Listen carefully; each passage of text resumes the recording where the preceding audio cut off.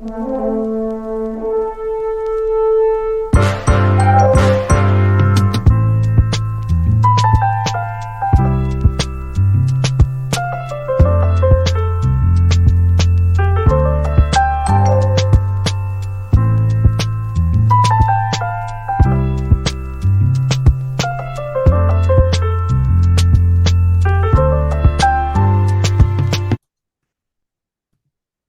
everybody, and welcome back to the podcast.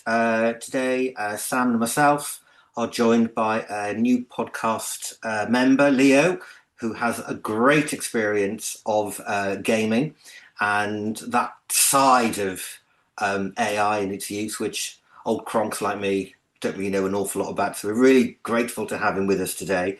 The topic today is the film War Games, which was set in 1983.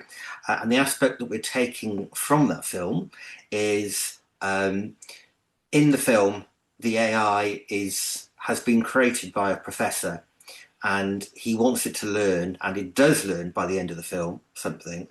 And from that, we really want to ask ourselves, if we are the parents of AI and in all its forms, in its social media forms, in its gaming forms, and all the rest of it, if we are the parents of AI, what sort of child are we bringing up? And what does that tell us about our parental skills? And Sam, I'm just going to start with you. Your initial, yeah, no pressure, just some initial thoughts, and then we'll get Leo's take on it. Gosh, yeah. Well, actually, I was thinking about this whilst I was doing my usual today, which is managing my brain by walking around the woods, which I normally do in the dark, Leo, but today it was in the daylight, which was quite interesting because I had to encounter humans. Um, so, um, but where was I thinking on this? Well, and as a parent, I don't know if I'm the only one here who is a parent. I think I probably am. Um, I was thinking a lot about this, and I was saying this to Simon earlier in the week, actually, or maybe it was the week before, when you have this child, you envisage who you want it to be, how you want it to be. You kind of begin to map out their path in your head. And it's quite difficult because actually it's their path. They have to have that independence and autonomy from you. And it's very difficult to uh, walk that line between being the responsible parent um, and being accountable and responsible for this individual and nurturing them, but allowing them to be their own true selves, their own true nature. And then allowing them to take risks and learn from those risks and travel through, it's their path to tread, isn't it? And that sort of struck me as being, if you compare that to War Games and the professor, in that he built this machine, named it Joshua. And I don't know whether or not that was just really about, it was it some tribute to his son, or was it in some way a longing for him to live on in this machine, which is something that sort of struck me when I was watching the film. And it did that give it additional significance, a little bit like, we call doggies our babies, but they're not, they're dogs. They are wild animals essentially. But yeah, so I mean there is an enormous responsibility, and it is so difficult to fulfill that responsibility. And there is this constant tension that you have with yourself, because you need to give parameters to this child. You impose your views, you impose what you believe, your values, and you're effectively shaping this child a little bit like he's shaping Joshua in the way that he's built it, its functionality, what it's there to do, the safety mechanisms that he's apparently built in, but not really, because he created backdoors into the system that could then be exploited by somebody that should not be getting some sort of power or access to this very powerful piece of tech. But that's it, I suppose. It's as a parent, if you think about it in that way, you are unleashing something in a way. You are unleashing something on the world. And you just hope and pray sometimes that you've done your best and that you've done a good job. And quite often it will come back and bite you in the bum, because this person that you've cultivated and nurtured and given experiences, and you've built culture around them, you've given them exposure to certain things. um, in actual fact, how they process that, so you've given them all this data and stuff and content, but then how they process that, well, actually that's their own, isn't it? That so it may be your imprint, but actually they're going to process it quite differently. um, and that means that there is a kind of level of risk in there. And it will be, I guess, in the end, um, you can't control it, not fully. You can't build in every risk mitigation going. You can't prevent it. You can't prevent them experiencing the exact same thing as you or exact same thing as the next person, because what they will make of that situation and what they learn from that situation and the outputs from that situation will be completely different to the next person. And so I see that as being similar to what happened with Joshua, except that, as a good parent should, in the end, should we do the spoiler? He does actually enable Joshua to learn. And he gave Joshua that freedom to learn and was confident in his ability to learn. And it did. And he saved the world. Yeah, and that's a really important point, isn't it? That he actually, the AI system did learn from its creator, its parent, and and something good came out of it. And we're not saying that AI is good or AI is bad, but what we are saying is that does it have the capacity to learn in the way that we want it to learn, or is it on a pre-programmed random algorithm which doesn't have that capacity within it? And Leo, I know you've got a lot of thoughts on this from your gaming experience, and I'm not a gamer, but I know that you play lots of games. Do you see any of these sort of parallels in some of the games, and also the way that they're programmed by the parents of the games? Yeah, I was working prior to starting the new job I have. I was working on a research proposal because I wanted to basically continue my studies adjacent to deviant DJ, which is a branch of criminology, which is my expertise, which looks at all of these different kind of leisures that we partake in, such as alcohol consumption, smoking cigarettes, graffiti, watching movies, reading books, playing video games. And in each one of these, there's a deviant kind of aspect to it. And my focus was video games and deviance. And for my doctoral, I wanted to look into something known as mechanical bisexuality and canonical bisexuality, where basically these games are programmed in a way that you can choose your own path in terms of romance and who you want to have a relationship with in the game. Uh, on the surface, it looks all nice and clean, and yeah, you can do this. There's no issue. But then when you actually look into it, for example, in Stardew Valley, you basically, if you try to basically, the only way in which you can basically engage into a bisexual relationship is by basically having two different partners, which they basically equate bisexuality with polygamy and cheating. And it's like, hold on, like, why are we doing this? Like, bisexual people, they don't just want to go around and cheat, and like they're not these awful people. And like these games are programmed in a way that yes, we allow you to have diversity, but also we punish you for it Yeah, because this is how we think things should work. And like, no, this is not okay. What are we telling people? What are we trying to drive through to our audience that play these games? Like, you either want us to express ourselves and be our most authentic selves, or you either punish us for it. And in Stardew Valley, if you basically try to pursue that pathway, all of the other characters, the NPCs, the non-playable characters, they corner you, and call you all sorts of names, and in the in-game time they will refuse to talk to you because you did this thing, and here in the countryside is not allowed, because like this is not what we do. But also, speaking about other sorts of programming, there is two different games that I thought of when Samantha was speaking.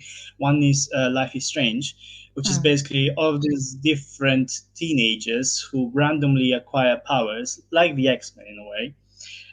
And the second one, you play as Sean and his brother, and you are the older brother, and depending on the different actions that you take in game, your brother will learn from you, and the Mm. game has different endings, and you have to be very careful what you do. Otherwise, your brother will use his powers for bad, very bad things. He'll basically become a murderer. And basically, you are put in situations in the game where you basically have to think about your own survival and your brother's survival.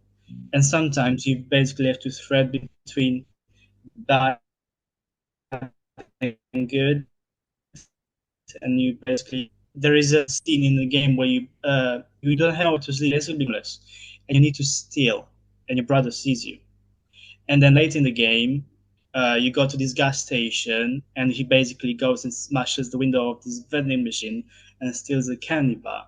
And then when you confront him, he's like, I saw you do it. I thought we were meant to do this. So like, no, you shouldn't do that. I did what I had to do because we needed to survive. We needed a place to sleep. We didn't have where to go. So of course, I stole the sleeping bag from this very racist guy who basically, there's a whole theme about racism in the second game about Trump and people and migrants and aliens or whatever. And depending on different action they take in the game, that child learns from you, and you shape his action through your own actions. And you have to be very careful what you do. Otherwise, you are not going to have a good ending for the game. But if you always choose to basically spend time with him, listen to him, let him speak, do good actions by others, or even if you do something bad, you have to basically shield yourself so he doesn't see you, because otherwise he's going to record what you did, and then he's going to replicate it later in a different prologue in the game in the future. And another game I was thinking of was God of War, which was is this series. The first one was about Greek mythology, where you play as this demigod called Kratos, and you basically end up killing all of the Olympians, all of the gods and goddesses of Mount Olympus. And the later game, you basically transition to the Norse mythology, and you have a son called Atreus, and throughout the game you don't tell him that he is the son of a demigod and a titan, because his mother is Freya, which is the mother of Loki in Norse mythology. Mm. And you of course are the god of war, hence the name of the game, God of War. And by you not telling him that you are a god and that he is a god himself, there is sort of this internal conflict in this child where he becomes very sick and very ill, and he almost dies. And you bring him to Freya, which is the like personification of love, war, and war tactics in the Norse pantheon, and she's the wife of Odin. And she basically tells you have to tell the child who he is. He has to know about his true nature, otherwise, it's going to kill him. And once you tell him, Atreus becomes very arrogant and very full of himself. And he goes like, oh, I can do whatever I want. I'm a god. And he basically starts killing these other gods. And Kratos like, boy, you don't do that. We don't kill gods. I did that, and it wasn't good. I doomed the whole pantheon and world. I destroyed basically the whole Greek world because of my vengeance. You don't go around killing gods. And by the end of the game, you basically throughout all of these games, there's basically this thing where sons kill fathers, daughters kill mothers, and is very bleak. Mm. And at the end of the game, uh, Freya's son, who has been cursed by this curse where he cannot be killed by anything or anyone but mistletoe, Atreus uses an arrow and shoots, well, stabs him with this arrow, and he becomes mortal again. And Kratos takes this opportunity to snap his neck because he tries to kill his own mother. And he goes, "We must be better," and kills him. And then from then on, in the second game, Atreus learns to basically be more controlled, be careful what he does, who he trusts, and everything. But there is still a sort of power dynamic between himself trying to gain independence and be his own god, because he is Loki, the god of mischief, and also listen to his own father, which is the god of war. And there's a very in recent years, there's been a lot of interest in portraying a lot of father figures in video games, like God of War, Life is Strange. Recently, there's been Red Dead Redemption 2, where you look after one of the children of your sort of congregation of outlaws and try to teach him right from wrong. And then there's also been Life is Strange, where you look after this young girl whose name I can't remember right now. So there is a lot to learn from video games as well when it comes to parenting and teaching a child what to do and how they act. So yeah, that also sort of tells us what these people who made these games thought when they were making these games. Oh, do you think that was their intent? Yeah, definitely. Because you do have, of course, you do have the freedom of choice, but also you can also get punished or like have bad endings depending on the choices that you make. So you have to be very careful, and you have to consider what you do, and you often find yourself going back and be like, oh, I shouldn't have done that. I should go this different route, and basically be like, oh well, maybe I should, moving forward, I should really think about what I'm doing and how I'm influencing this child, which again is an AI programmed character, and so forth, which gets heavily influenced by what you do and how you basically influence him on right and wrong. I'm going to throw a little idea out there now. Yeah. Just to because we've got this child-parent dynamic, which I think is fascinating. I think a lot of people, and I think I put myself into this category, when I use AI, I end up being a little bit like a child myself, experimenting, playing with it, doing all sorts of fun things and all of that. And I think a lot of people, when they use AI, they fall into that category. They make silly pictures, they do all this. They're back in the playground and they're doing that. And we all like to revert to our childhood, don't we? And enjoy stuff and enjoy the freedom that we think we had when we were a child. But also as a child, you have your parents there who can tell you, no, that's enough of that, or you can't do this, or you can do that, and all the rest of it. So you have those sort of people that you look up to as your parents when you're young, or guardians, or other people around you. You look up to them and you seek their advice when you need it. And what worries me about AI and AI itself is that when we're in that space, who are our parental figures? So we're flipping it around a little bit. If we're childlike when we use AI, and AI is very childlike itself because it's got no real ability to understand what it's doing. It just does what it's told. Where are our parental guidelines? Because deep down, a lot of us want to have that sort of level of this is what you do. You know, it's a little bit like safeguarding, but not quite that. It's more sort of that. It's how do we know that we're playing safe?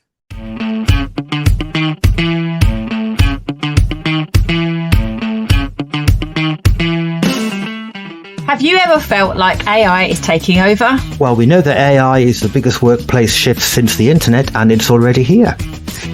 This is AI&I, the age of co-intelligence.